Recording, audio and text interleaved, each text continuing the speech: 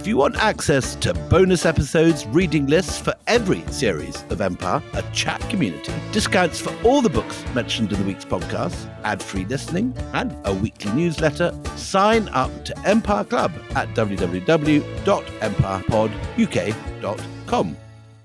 With a major selection of the looks your kiddos love starting at just $4 in the Walmart app, a new school year means a stylish new them. Who knew? Find skater skirts and Crocs that say, I'm casual but cool. Sparkly sneakers that say, it's my classroom, you're just learning in it. And preppy polos that say, I'm the teacher's pet, even if they're mommy's menace at home. Find their favorite styles starting at just $4 in the app. The Walmart you thought you knew is now new. This episode is brought to you by Indeed. When your computer breaks, you don't wait for it to magically start working again. You fix the problem. So why wait to hire the people your company desperately needs? Use Indeed's sponsored jobs to hire top talent fast. And even better, you only pay for results. There's no need to wait. Speed up your hiring with a $75 sponsored job credit at Indeed.com/podcast. Terms and conditions apply. Jamie Lee Curtis and Lindsay Lohan are back in Disney's Freakier Friday.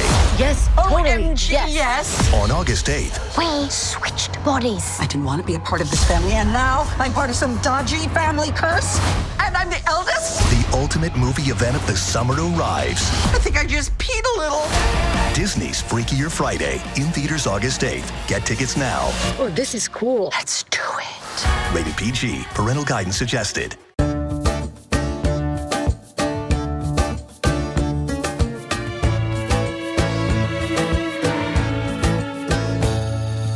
Hello and welcome to Empire with me, Anita Arnon. And me, William Dalrymple.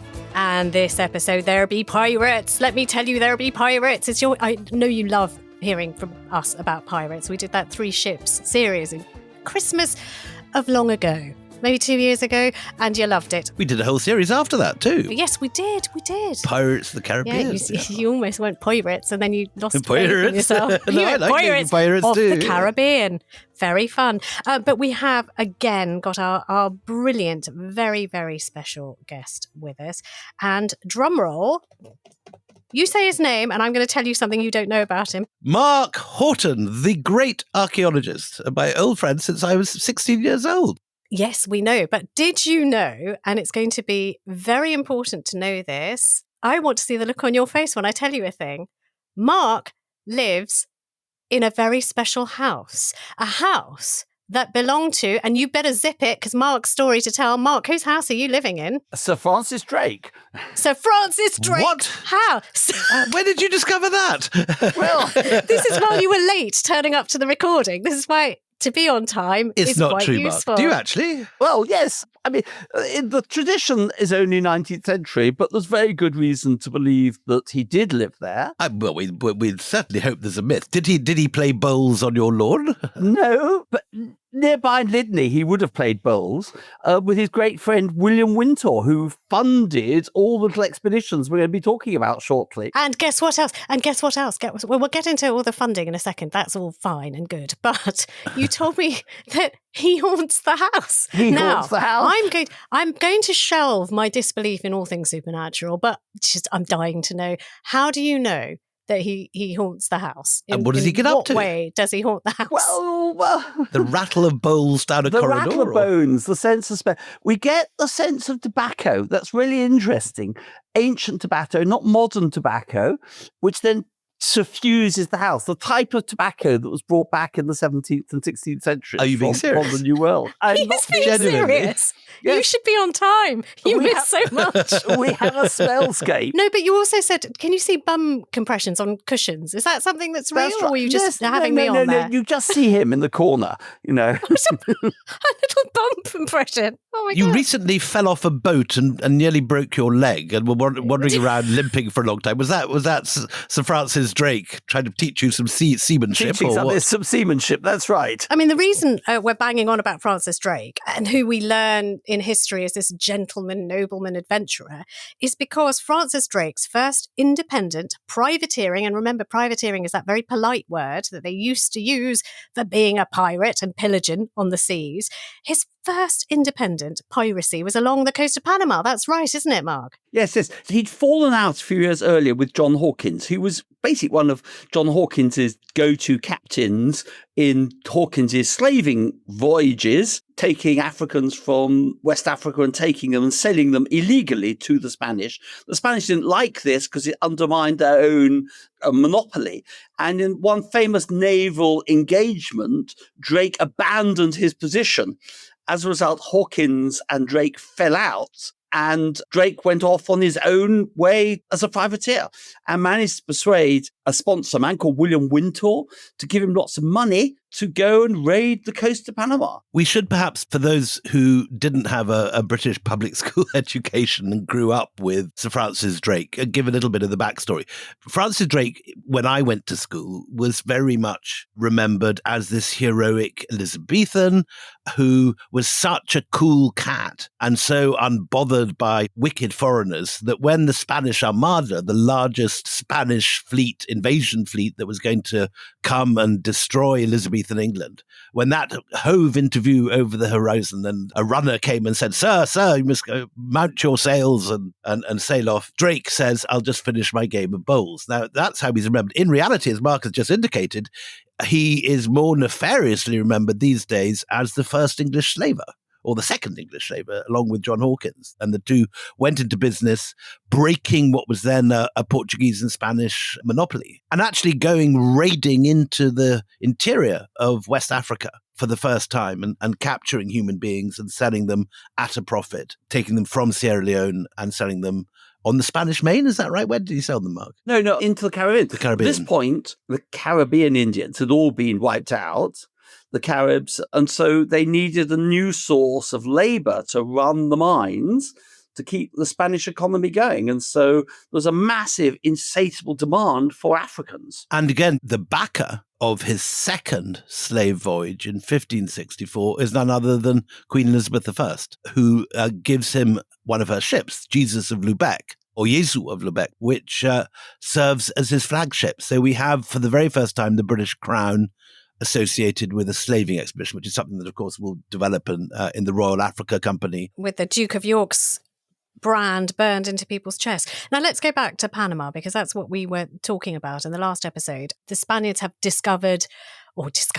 they've claimed for their own a sea, the Southern Sea, then Panama and the Isthmus. And there have been plans sent to Philip of Spain saying, it might be a good idea to build a canal through this very thin stretch of land, might be helpful. And he said no, because if God wanted a canal, he would have put it in there. But what they are attracted to is the gold and the silver that is coming out of these lands. And the gold, although they think is still in mines, is actually not. It's been taken from elsewhere in South America and brought to Panama, or is generational gold. But the silver is flowing, and the silver has transformed the European economy. And as William said, all the way up to China, the silver fever in the world. Spanish dollars become the main international currency in the same way that the dollar is today. And the English are looking at this. They have been enemies of the Spaniards for ages. The Protestant Catholic thing has never been thrown into sharper relief. And they're looking at all these Spaniards getting so very rich off the back of this silver trade that they think, well, we could have a bit of this, and hence the pirates or privateers. And that's what we're going to be talking about. You have to put it in your accent again, Anita. We don't recognise it unless you say... Oh, you don't mind doing it? I know you're going to get complaints about it, but there'll be pirates. There'll be lots of pirates because there'll be lots of silver. So where shall we start? We have to start in 1572. Drake has a couple of ships. They're absolutely tiny. One's 25 tons, which is a large yacht, basically. And the one's about 50 tons. They have 70 men involved. And he decides to attack the heart of the Spanish Empire in Panama. A completely mad scheme. I mean, his reputation is in tatters after abandoning Hawkins a few years earlier. Out of cowardice is the accusation that he just ran away in a battle. That's right, out of cowardice, and stealing some of the treasure at the same time. His reputation is not good, but he does have backers who basically say, well, we'll give you a couple of small ships and see what you can do. And he comes up with the idea that if he's able to intercept the gold and silver trains, the bullion coming across the isthmus, then he can make himself extremely wealthy and disrupt that flow of silver and bring that flow of silver back to Elizabethan England. Which is not a bad plan. That's a bad plan. It's a heist. It's a heist, basically. And so he hatches this plan. He goes to a place called Port Pheasant, which he creates, which is on the San Blas archipelago on the north coast. Is that his name for it? It Yes, doesn't sound yes. very Spanish. It has lots of pheasants or probably cockatiels or something, but similar. The key thing is, because you've got a tiny number of people, the Indians have mostly been wiped out. But in the mountains are cimarrones. These are escaped slaves from the Spanish mines who, as it were, don't like the Spanish and want to get their own back. So he manages to create an alliance between the remaining Indians and the Cimarrones and his small number of men. Only 73. 73. You're not joking. 73 men, that's nothing. That's right. I mean, it's kind of like Cortes, really. So he first of all attacks Nombre de Diaz. He comes in behind it because everyone thinks he's going to come from the sea. He lands a bit down the coast and attacks it from behind. Like the Japanese at Singapore or something. Yes, similar dastardly. scheme. Yeah. And they get a little bit, but there wasn't very much in the town, to tell you the truth, at Nombre de Diaz. So he then, as it were, retreated back and decides to, as it were, attack the gold train, which he successfully does with his Cimarrones a few miles outside Nombre de Diaz, as it's coming down from Panama. This is after the moment. There's a rather nice story which I remember hearing about, that at some point he has a cannonball come through his stateroom. Is that when he runs away? That's when he runs away, yes. Yeah, He decides he captures Nombre de Diaz, but he's slightly wounded in the process. So he withdraws, abandons Nombre de Diaz, and then goes back and launches his attack in the interior. And he manages to capture this mule train of silver totally unprepared. They had no idea, and ends up with 20 tons of gold and silver. That's not a bad day's work. 20 tons is extraordinary. But this lovely fact is it was so too much to carry that he decides to bury some of it and come back later for it. That's correct? That's not a myth. Absolutely. That's exactly. Is there a treasure map? There's a treasure map. I mean, nobody's ever found it, and whether he actually Why don't you dig there? I understand about your pottery. I understand about your excitement and foundations, but why are you not digging there, Mark? Well, indeed, there might well be an enormous treasure waiting to be finding. If we hear that you've done up Sir Francis Drake's house, it's now got crystal chandeliers, we'll know that you found it. Yeah. He then, as well, takes what he can carry, just a few tons, to the coast, where the ships that he thought were leaving had disappeared. He then builds a raft, rafts his way along the coast to find some pinnaces that he's also left. So he realized, as a result of the expedition, that he didn't make millions out of it. He nonetheless brought a considerable amount of silver back with him. And when he arrived back in Plymouth, everyone ran out of church to welcome him back. The parson carried on preaching to an empty church. And we think they ran out of church to warn him because a few months earlier, a treaty had been signed between Spain and England, much against Elizabeth's better judgment. So while he went out as a privateer, he came back with all this Spanish silver as a pirate. And he then disappears for 18 months. And he didn't know. He didn't know. Because I suppose there's no radio. There's no warning. Is that when he hides in your house, or when does he hide in your house? Well, one possibility is that he hides in our house at this point. The man who sponsors his voyage, William Wintour, has this spare house on the banks of the River Severn where Drake then hangs out for 18 months. No wonder it smells of tobacco. He was stress smoking. Stress smoking. Hang on. So I didn't know this bit of the story. Is he then pardoned, or what happens to him before he goes back to Panama? I think the war then breaks out shortly afterwards, and there's so much silver that he's been forgotten. And the key thing is that he's then hatching his plans for the round-the-world voyage. He is the first Englishman, with John Oxenham, to actually spy the Pacific. So he, part of this, climbs a tree like Balboa did earlier and spy the southern seas. Is it the same tree? No, we think not.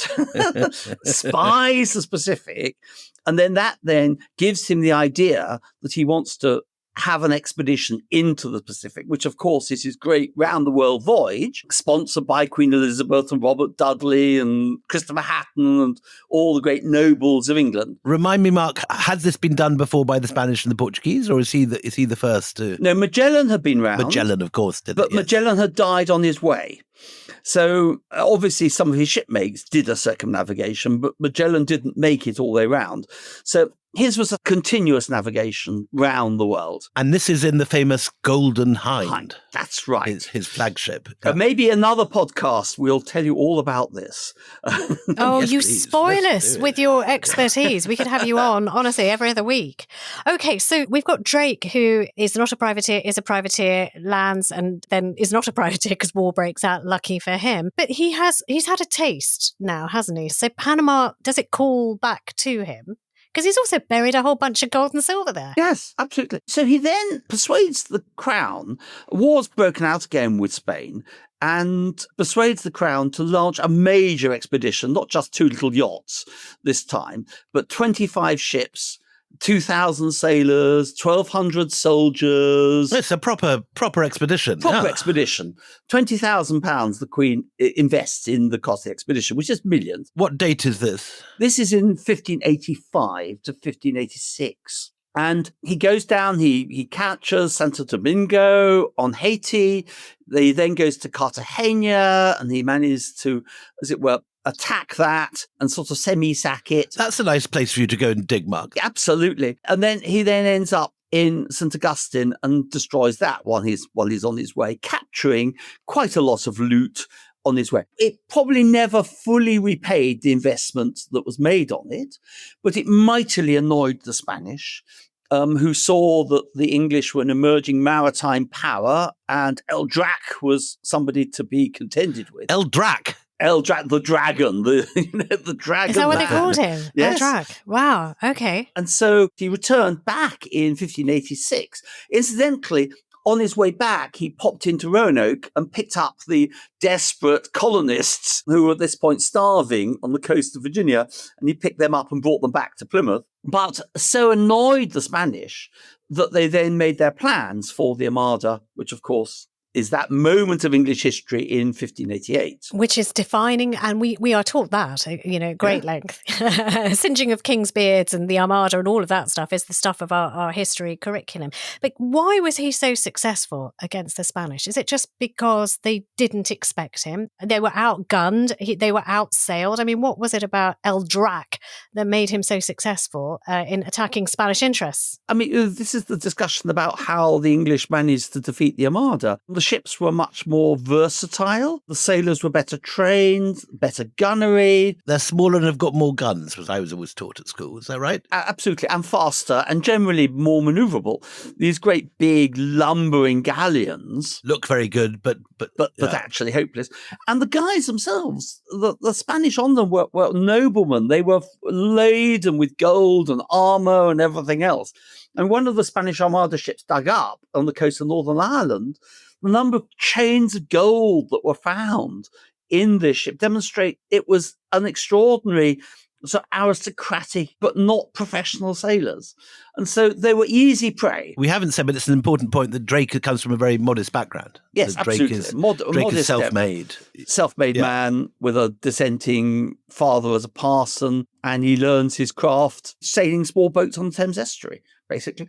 Wow. Actually, it's really interesting how many of these expeditions are led by hungry, otherwise could be poor men, failed pig farmers, or people from modest backgrounds who want to make so much more of themselves. Isn't it interesting? Okay, so carry on, Mark. So he's being successful. He's really annoying the Spanish. The Spanish have had enough of this nonsense, and so they're building their armada, and we know what will happen next. But in the intervening period, it can't just be Drake who sniffs a fortune in this part of the world. So Drake comes back in 1586, similarly successful with this hugely expensive expedition. And of course, the Elizabethan crown get wind of the Spanish armaments.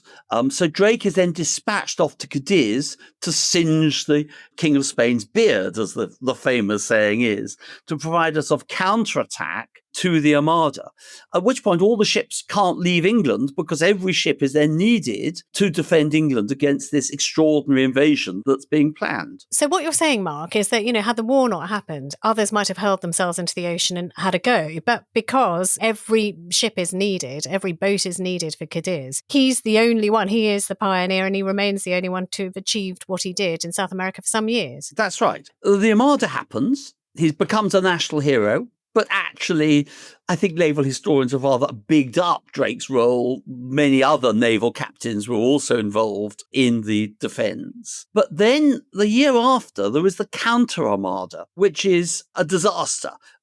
English historians tend not to dwell on the Counter Armada, which was led by Drake. This is 1589, and this is a massive British-English Armada against the Spain. I'd never heard of it. Of the Counter Armada. Ah. And actually more English ships were lost in the Counter Armada than the Spanish lost in the Spanish Armada. It was a complete and utter disaster. It's funny how that isn't taught in our schools. It is. Yes.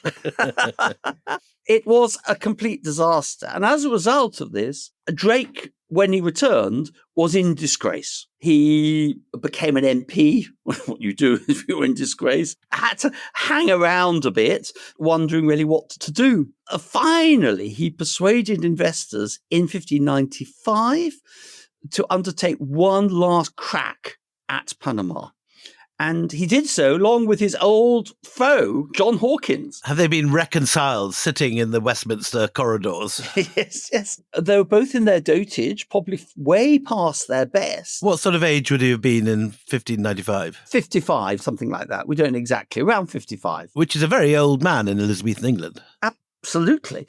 And he managed to marshal 16 ships, 600 sailors, and set about attacking the Caribbean again, raiding Spain, trying to, as it were, recover his reputation, which was now in tatters as a result of the debacle of the Counter Armada. So, I mean, the reason I was asking, was he the only one? And, circumstances meant that he was the only one. It's because he has knowledge of the waters and the coastline. And so, of course, Hawkins is going to have to reconcile with him because there's nobody else to do business with. He's the only one who's been there and done that. So that would explain that. Okay, so talk us through the pillaging of the Panamanian coast that follows. So they go to Puerto Rico, first of all, and would have a rather ill-fated attack.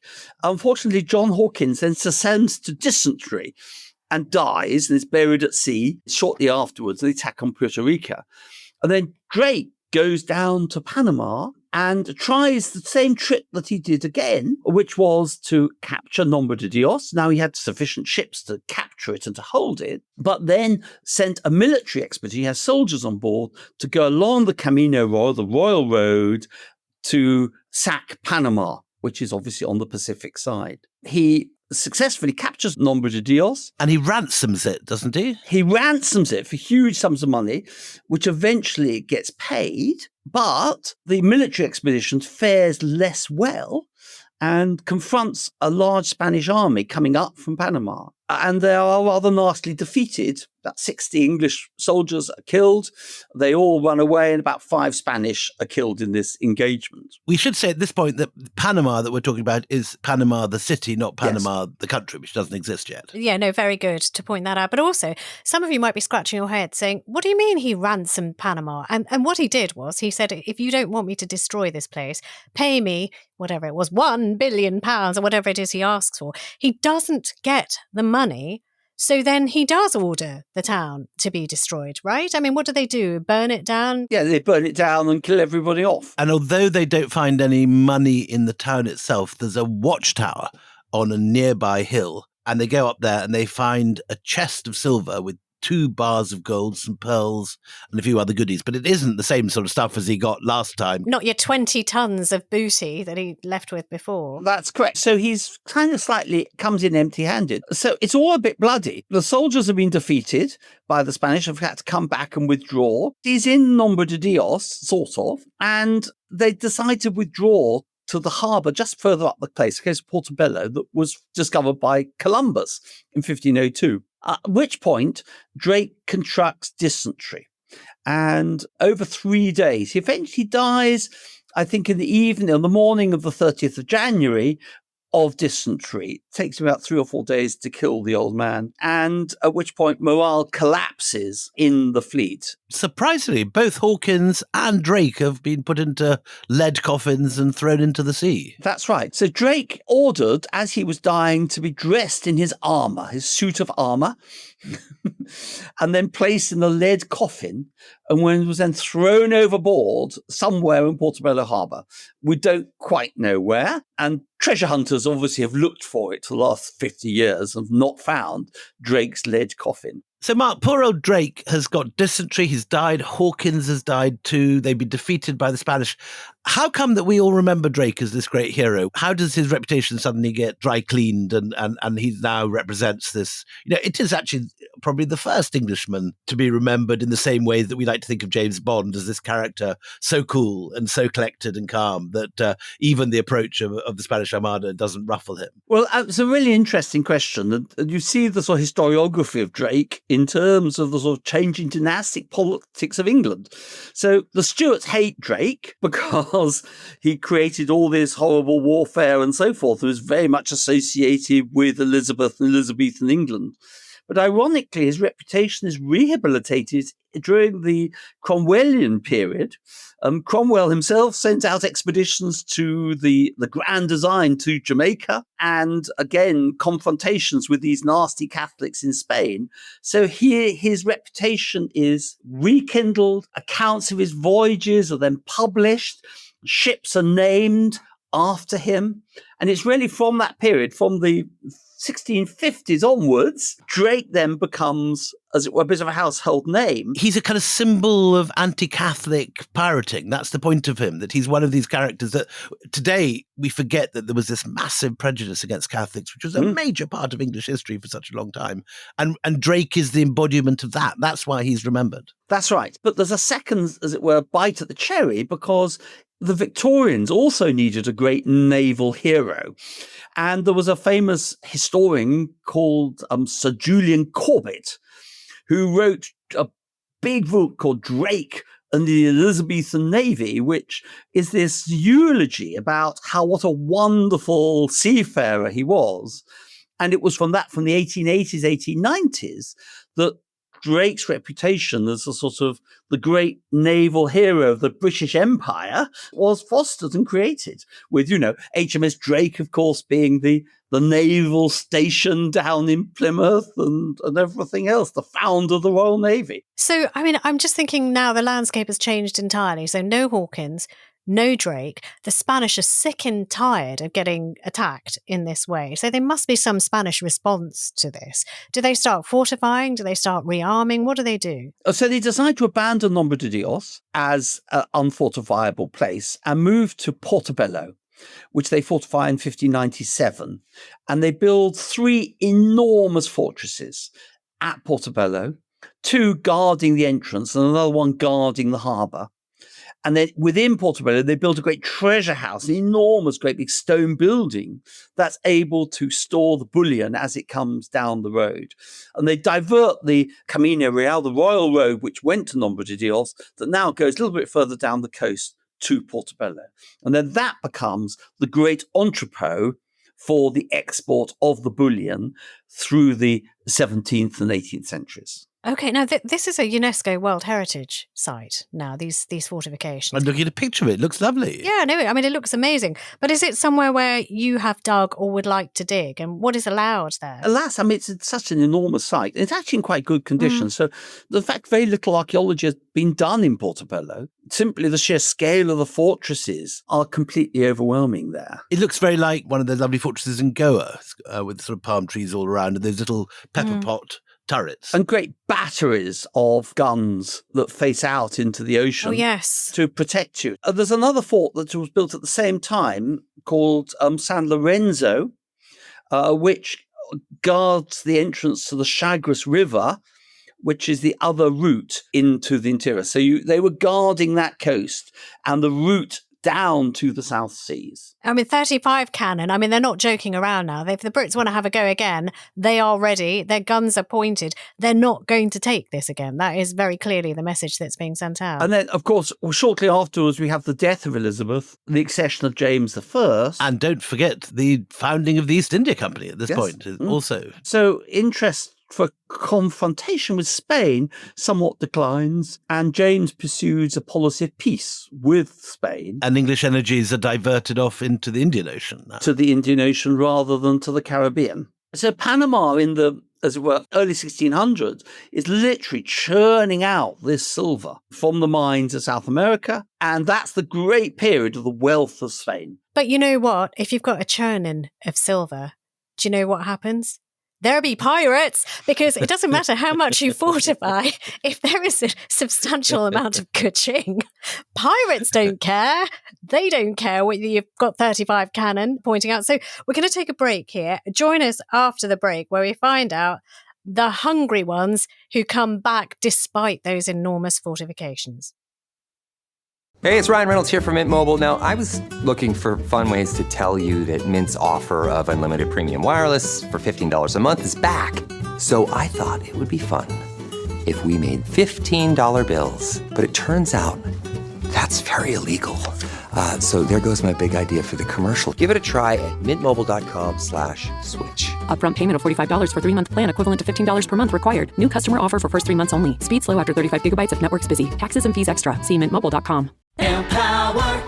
Jen has ordered a decadent seafood tower, king crab legs, lobster tails, and a waterfall of caviar. Pricey? You bet. But Jen worked with Empower on her savings and investment strategy and planned for splurges like these. She got good at money, so she can be a little bad. Ooh, champagne. Empower. Invest well, live a little. Start today at empower.com. Past performance is not indicative of future returns. Investing involves risk. You may lose money. Advisory services are provided for a fee by Empower Advisory Group, LLC, EAG, a registered investment advisor with the Securities and Exchange Commission. OMG, those shrimps are really jumbo.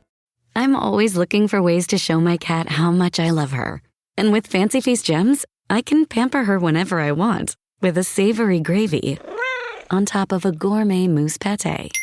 The pyramid shape makes serving simple, so all I have to do is peel and plate to make mealtime feel extra fancy.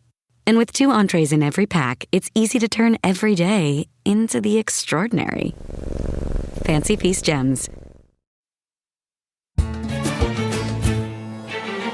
Welcome back. Well, we've had pirates, but we haven't yet had rum, which is the important part of any pirate story. And who better to introduce the rum flavour of this second half of our pirate special than Sir Henry Morgan, after whom Morgan's rum is named. Mark, tell us about this figure. Okay, so this man was quite a minor Welshman, actually, who set out to make his fortune in Jamaica. This was Port Royal, which was the nest of what were known at this point the buccaneers rather than the pirates. These were freebooters. Buccaneers being a polite term again, like privateers. I mean, honestly, it's same meat, different gravy. They keep renaming themselves. So basically, they knock off other ships and take what's in them. But yes, okay, a buccaneer if you like. They were named after boucan, which I think was some form of dried meat that they ate on the coast of Haiti, where they developed their particular freebooting activities. And Jamaica itself was a kind of a nest of these pirates. Port Royal was the site. Actually, not much of it survives, or it does survive underwater. There was a big earthquake, and the whole city, a pirate city, subsumed underneath the waves. This is very Pirates of the Caribbean. Yes, absolutely. And so where does Morgan fit into all this? So the Spanish get wind, or the English in Jamaica get wind, that the Spanish want to retake Jamaica. Jamaica had been captured by Cromwell's troops during the Grand Design, and realized that the way to stop Jamaica being captured was to go and attack the Spanish and the Spanish wealth. So Morgan was elected with a group of other ships to set sail onto attacking the Portobello, the Atlantic port, where the treasure was being removed. No, he had a good eye also for the loot that he was going to be finding, but it was also to disrupt the Spanish treasure fleet as part of the general conflict with Spain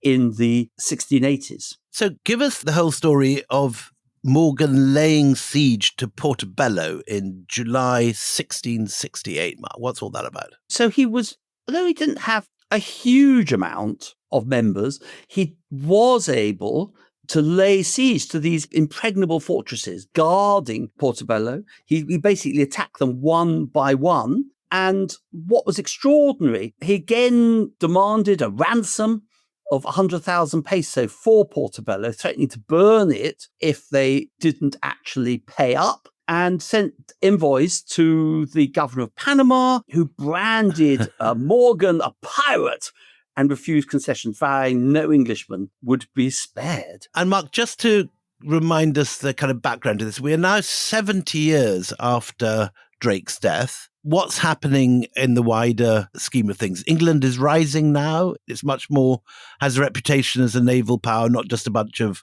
sort of terrorists with big yachts going around nicking stuff from Spain. Yes. Critically, the English were claiming large tracts of the Eastern Caribbean. So pioneer settlements have been set up in places like St. Kitts and Barbados. These were becoming important plantations, as well as Jamaica, and particularly in the 1660s was the arrival of sugar, which suddenly became this incredibly valuable commodity. This is where we're heading towards rum now. Indeed we are. And huge quantities of sugar were being produced, initially by indentured servants. These were sort of Irishmen and rebels and various other people who were shipped out from Ireland and from Scotland and so forth. These are the poor people who got shoved out of their houses during our Irish series with the building of the plantations and the resettlement by English people of land previously owned by the Irish. But unfortunately, very rapidly ran out of these indentured servants, and some of them actually stayed on and became really quite wealthy plantation owners in their own right. But most of the indentured servants died, which meant that they had to then open up a slave trade to run the sugar plantations. So, well, they didn't have to, but they did. They did. They did. They did. So this is the context of Morgan. So that's the context, but also the conduct of Morgan is worth talking about, because he and his men were ruthless, and their purpose to subdue great numbers of people. As you said, 470 men is what he took on his 9 ships. It's not that many. It's better than the 73 that we had earlier on, where, you had Drake coming with 73 men on his first adventure. But the way they do this is by terrorizing everybody. Shoot first, parley later, and they get this horrific reputation, so horrific, in fact, for cruelty and putting, their captives to the sword, that when they come across their first Spanish commander, he surrenders. Morgan's very gracious and saying, we'll give you good terms on this. But the commander drinks poison rather than actually fall into the hands of Morgan. There's real terror in their wake. So it's hardly surprising that eventually the governor of Panama coughed up 100,000 pesos to save Portobello from destruction and massacre. So Morgan left Portobello largely intact with just huge quantities of plunder, but left the city intact. But then that was the basis of his fortune to become an extremely wealthy plantation owner in Jamaica. And is he already now shipping black enslaved people from West Africa? Or is that the next thing that happens? This is the next thing. This is a little bit later. They're still using indentured servants by and large, but the Royal African Company, who were basically incompetent. So the liberalization of the slave trade only took place in about 1699, a few years later, because these nobles were not capable of shipping enough slaves required to run the plantations. Not just the nobles, but the Stuarts. It's a kind of Stuart monopoly, isn't it? It's very much run by the Stuarts for their own profit. Are there any Caribs left at this point, Mark? Or are they been basically wiped out already? Caribs in Panama have been pretty well wiped out. In the Caribbean, there are a few, but not many. And there's all sorts of funny people, descendants from shipwrecked African slaves who set up little communities themselves. And we don't know to what extent there's interbreeding between African slaves and the Caribs that survive. But in terms of pure Caribs, very, very few are surviving. So you've got now Morgan, who is proving himself to be terrifying, and it's successful because he says to Portobello, "We'll ransom you. If you don't give us the money, we'll burn you to the ground." And it must be in their memory that, you know what, Drake did do that. He did ransom a place, and he wasn't kidding about. So they pay up, and 100,000 pesos. He is a rich man, but it isn't enough for him because he's got his eye on Panama. Portobello, one thing, he's rich beyond the dreams of most privateers, but he wants more. So tell us a little bit about how he starts zooming in on Panama. So he comes back 2 years later in 1670. And at this point, his approach is slightly different. He goes to the Fort San Lorenzo, which is defending the entrance to the Chagres River, and has combined with basically English and French pirates, has an army of about 1,400 men in total. And they sail up the Chagres, and then managed to sail across, basically following the route followed by the later railroad and the canal, and attack the city of Panama. This is what Drake wanted to do and never managed to do. Yeah. Never managed to do so. And they attacked it in a horrendous form and burnt the place to the ground, into ruins, to such an extent that there was nothing actually left. And so after Morgan retired, the Spanish rebuilt Panama and another location about 4 miles down the coast. And when you go there today, the ruins of old Panama are sitting there, another World Heritage Site. And you could literally walk around this Spanish city as it was abandoned, this frozen moment in 1670. And you just mentioned Fort San Lorenzo at the mouth of the Chagres River. I mean, that is the river that will later be dammed to create the Panama Canal. That's what it is, isn't it? That's where the location, if people are sort of scratching around in their heads, that's what we're talking about. That's right. So this is the route. So it shifts slightly to the west, and basically Morgan is lining out that subsequent route across the isthmus, which is the lowest bit that you can cross. I mean, we talked about this before in the last episode. Are there people, again, pressing for a canal? Because it seems like a very doable thing, and it's changing hands, this area.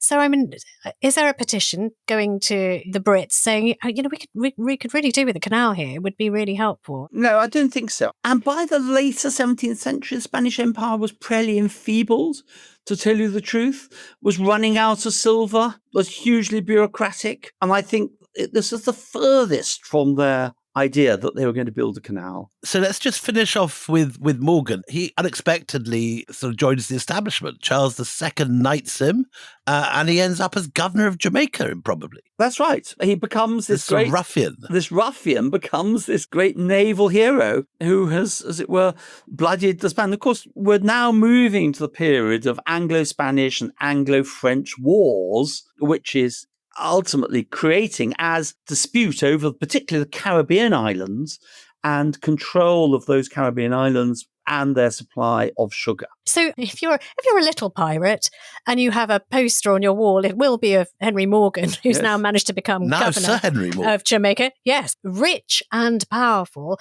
So does that mean that there is a glut of pirates who follow in his wake, saying, I'd like a bit of that too? That's right. They suddenly realised the wealth of Spain and Panama. And so the most famous and rather neglected expedition is the Great South Sea Expedition of 1680, in which 350 pirates all meet at Golden Island. This is William Dampier is one of these, isn't it? We've talked about him. This is William Dampier, who, of course, subsequently was the discoverer of Australia. And various other pirates all then established and marched across the isthmus at this point, following Balboa's route across the isthmus to the Trichinaque, where they find a Spanish city called San Maria el Real, which has never been discovered. Which you discovered. Which I then went and rediscovered it. Yes, I stumbled upon it while I was surveying down there. Come on, tell us the story. Well, we just went into the bush and there was all these brick buildings sitting there, lurking to be found. What were your finds there, Mark? Just lots of Spanish pottery or? Well, I was only there for a few hours because it was extremely dangerous because the FARC guerrillas from Colombia were very active in this part of Panama. Oh, wow. So there was a serious risk of being ambushed and kidnapped, which you wouldn't want to be. So the place remains unexplored, but I know where it is. So what did these 350 pirates, including Dampier, what did they do? They persuaded the Indians to lend them some canoes, and set about attacking various Spanish ships and managed to capture 5 Spanish warships in the process, which were empty, unfortunately. But they found a galleon with lots of pieces of 8 on board. 60,000 pieces of 8. 60,000 pieces of 8, which were meant to be paying the troops in Panama. That's doing better than Drake. That's right. Huge amounts, but they didn't succeed in attacking. They tried to attack Panama, but they were repelled. And then the pirate expedition, like all pirates, broke up in chaos. Some pirates returned back over the isthmus route, including Dampier, and the surgeon, the man called Lionel Wafer, who left an account of the Indians that lived in the center of the isthmus, which is our first really detailed evidence of what they would look like. He was stuck there for 2 years. Now, we can't let you off without that. You made that little hint about William Dampier in Australia. Now, we all think that it's discovered by, well, worked out, of course, by Alexander Dalrymple, but discovered by some Cook. character called Captain Cook. Cook. That's right. I mean, he keeps trying to scream Dalrymple. We all learn it's Cook. But yes, as you were, carry on. But no. How did Dampier beat him to it by 150 years? He beat him to it by 150 years. Now we know we have a really good narrative. It was New Voyage Around the World. In 1702 to 1703, he sailed round the world. He knew his excitement for the South Seas was probably because he was there in that earlier South Seas expedition in the 1680s. Picking up pieces of 8. Pieces of 8 and realised that there was wealth to be had. And, you know, he was a pirate, but also an explorer, a botanist, and a really compulsive reader, actually. We should say, just in case anyone doesn't know and didn't grow up playing the board game Buccaneer, Mark, tell us what a piece of 8 is. What does it look like? Well, and why is it so called? It's essentially a silver coin with the arms of Spain on one side, but it could be divided up into 8 slithers. If you were a pirate. If you were a pirate, you would find your 8 pieces. So it was a divisible coin. So it's known as a piece of 8. And was it like a Cadbury's chocolate bar that you could just split up? Yes, absolutely. And was the vademecum of this period. Anyway, so I just said the pirate expedition. So Captain Sharp, who was one of the pirate leaders, actually took one of the captured Spanish ships and sailed all the way down the coast of South America, and was the first person to round Cape Horn in an eastward direction rather than westward direction, thus laying the line for effectively that Cape Horning route that then kept the Australian economy going in the late 18th and 19th centuries. So, Mark, at what point does Dampier discover Australia, and what does he actually see? Does he land? Does he see just the top of the continent or the bottom? No, he comes along the top of the continent. So he basically goes along the north end of Australia. And we have maps that basically very clearly show the shape of the basically Northern Territories. But if I saw a map the other day dating from about 1700, which has that line, and I had this conversation with the person in the map shop saying, how come Australia's there 100 years before Captain Cook? And Dampier's the answer. I didn't know that. Yes. But we must just finish briefly. 1 year later, then I shall leave you to talk about the Panama Canal. But in 1739, there's one last attack, successful destruction of Portobello by Admiral Vernon. And this is during the War of Jenkins' Ear. Oh, yes. Another thing we learn at school. The War of Jenkins' Ear. And successfully managed to attack and defeat Portobello. This was an official naval expedition. This is the Royal Navy in operation in Portobello.